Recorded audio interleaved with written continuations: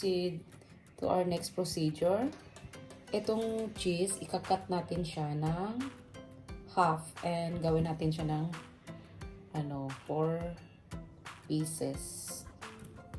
Yan, cut natin siya ng half para hatiin natin siya. Tapos, yan, cut natin siya. So, nagiging 4 size na siya. So, next naman natin gagawin is itong chikwa.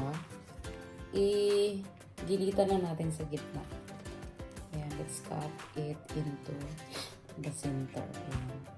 Ano yan? Same lang ang gagawin sa rest para ipasok natin dito ang ating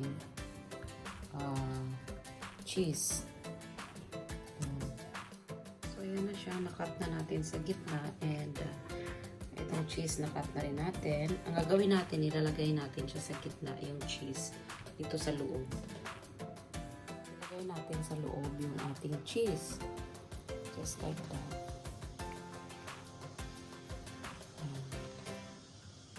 Lagay nyo lang kasi mamaya balutin natin siya ng karne ng baboy. Just put it here lang sa loob. Ayan. Okay.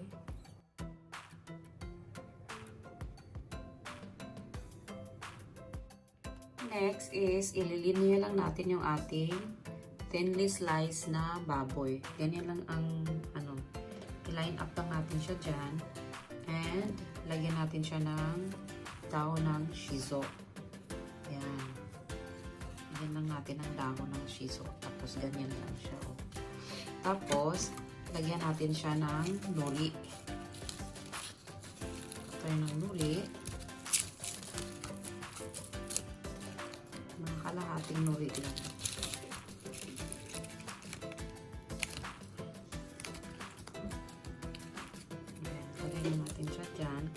Tapos, ilagay natin siya. Ayan. Tapos, i-roll lang natin siya ganyan. I-roll. Guys, nakita nyo? I-roll lang natin siya ng ganyan. Ayan. Just roll over. Ganyan. I-roll nyo lang ng ganyan. Ayan. Tapos, gawa ulit tayo. So, from here, i-roll nyo yung baboy na yan. Paikutin nyo lang siya. Tapos, hanggang maano siya sa dulo. Ayan. Ganyan lang. Now, here guys, this is my finished product. And then, talagyan natin siya ng paminta. Let's add brown black pepper. And a little bit of salt, pinch of salt, and buburan nyo lang ng ganyan ng kaliit. And then, after that, lagyan natin siya ng flour. Iikot natin siya sa flour. Let's put it here. And paikutin lang natin ng ganyan. And do the same. The other one. Ayan. Paikutin lang natin bago natin siya i-fry. Okay. This is very simple lang guys. Paikutin na natin. Bura natin ng maraming. Not too much. Yung tamang-tama lang.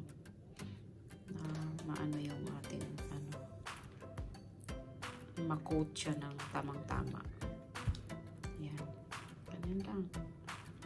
And this is ready to fry.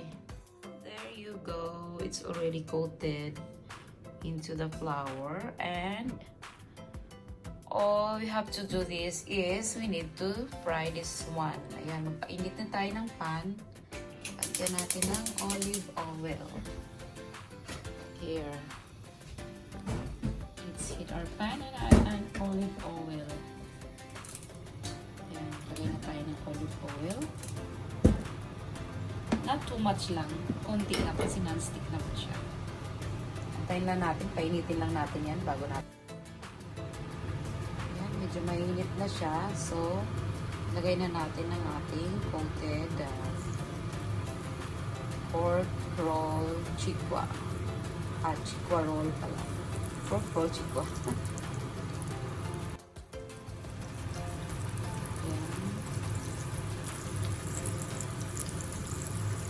Let's put it here. And fry this.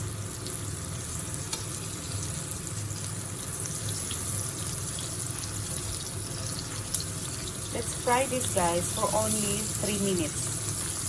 3 minutes lang siya bago natin siya lagyan ng sauce. And then cover it again and cook for another 3 minutes. The total of 6 minutes cooking. Napakadali, di ba? Yan, roll nyo lang siya. Hindi naman siya maghihiwalay because of the flour. Na kino-coat natin siya ng flour.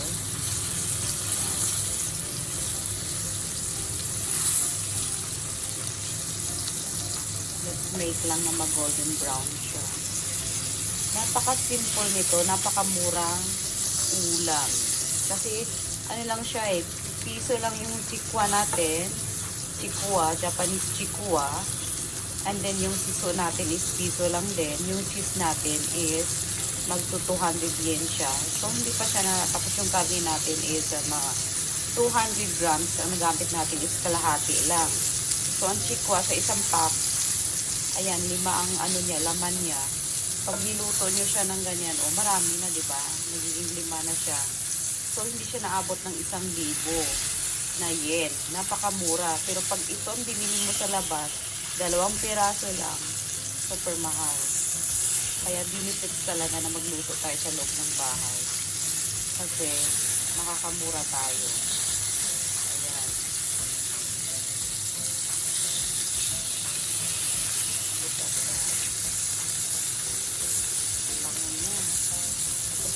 Budbura natin siya ng konting ground black pepper. Dagan lang natin kasi hilig ako sa ground black pepper. Try lang natin siya mag-golden brown bago natin ilagay yung ating sauce.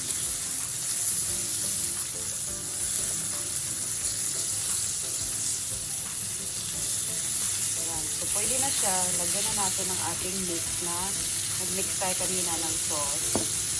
Iluhit natin para hindi sa baka. Ayan, yung minimix natin na kanina na sauce.